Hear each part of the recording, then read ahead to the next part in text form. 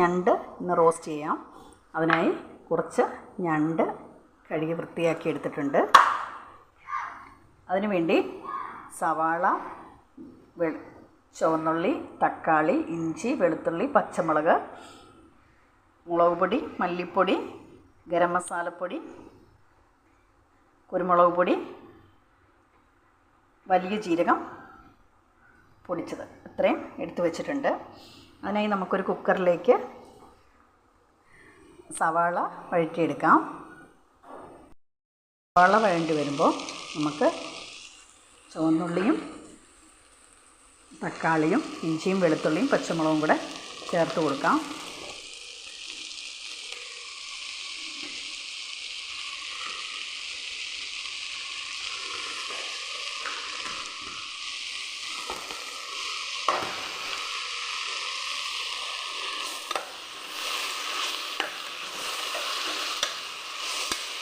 നന്നായിട്ട്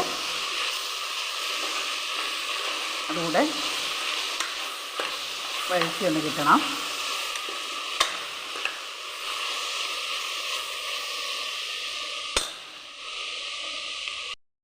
സവാളയും ഒക്കെ നന്നായിട്ട് വഴറ്റി കിട്ടുമ്പോൾ നമുക്ക് പൊടി ഐറ്റംസ് എല്ലാം കൂടെ ചേർത്ത് കൊടുക്കാം.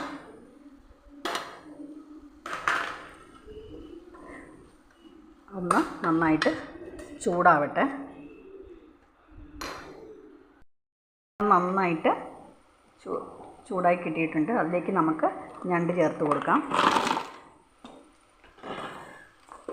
ഞണ്ട് നന്നായിട്ടൊന്ന് ഇളക്കിയെടുത്ത് നമ്മളിപ്പോൾ കുക്കറിലാണ് വെക്കുന്നത് കേട്ടോ. കുക്കറിൽ വെക്കുമ്പോഴത്തേനും ഒരൊറ്റ വിസിലടിച്ചാൽ മതി, കൂടുതൽ ടൈം വെക്കരുത്. അതെല്ലാം കൂടെ ആയിക്കഴിഞ്ഞാൽ സവാളയൊക്കെ നന്നായിട്ട് വെന്ത് കിട്ടിയതാണ്. അതുകൊണ്ട് ഒരൊറ്റ വിസിലടിക്കുമ്പോഴത്തേനും നമ്മൾ ഓഫാക്കിയിടണം. ഒരു കുറച്ച് വെള്ളവും കൂടെ ചേർത്ത് കൊടുക്കാം. കുറച്ച് വെള്ളം മതി. കുറച്ച് വെള്ളം കൂടെ ഒന്ന് ചേർത്ത് കൊടുത്തിട്ടുണ്ട്. ഒരു വിസിലടിക്കുവോളം നമുക്ക് കുക്കർ ഒന്ന് അടച്ച് വെച്ച് വേവിക്കാം.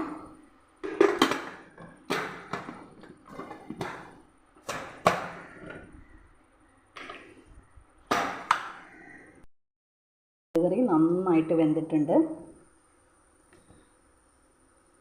അതിനുശേഷം നന്നായിട്ട് കുക്കർ തുറന്നതിന് ശേഷം ഒരു ചീനിച്ചട്ടി വെച്ചിട്ട്, പാനേക്കാളും നല്ലത് ചീനിച്ചട്ടിയായിരിക്കും കേട്ടോ, കുറച്ച് ഓയിലൊഴിച്ച് അതിലേക്ക് കുറച്ച് മുളക് പൊടി,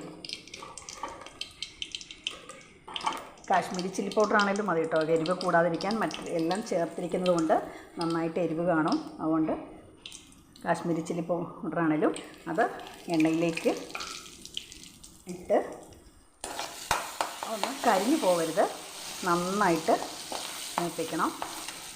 ഇറച്ചിയും മീനും എല്ലാ ഐറ്റം ഇങ്ങനെ ആക്കുമ്പോഴത്തേനും ഇതുപോലെ ഒന്ന് ജസ്റ്റ് ചെയ്ത് കൊടുക്കുന്നത് നല്ല ടേസ്റ്റ് കൂടാൻ ഇടയാക്കും. കരിഞ്ഞു പോകരുത്.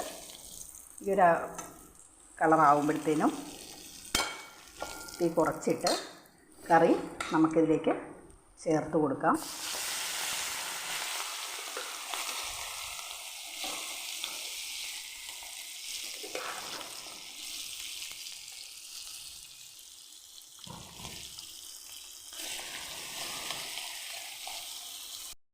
ഞണ്ട് റോസ്റ്റ് ഇതുപോലെ നല്ല ഫ്രൈ ആയിട്ട് കിട്ടിയിട്ടുണ്ട്.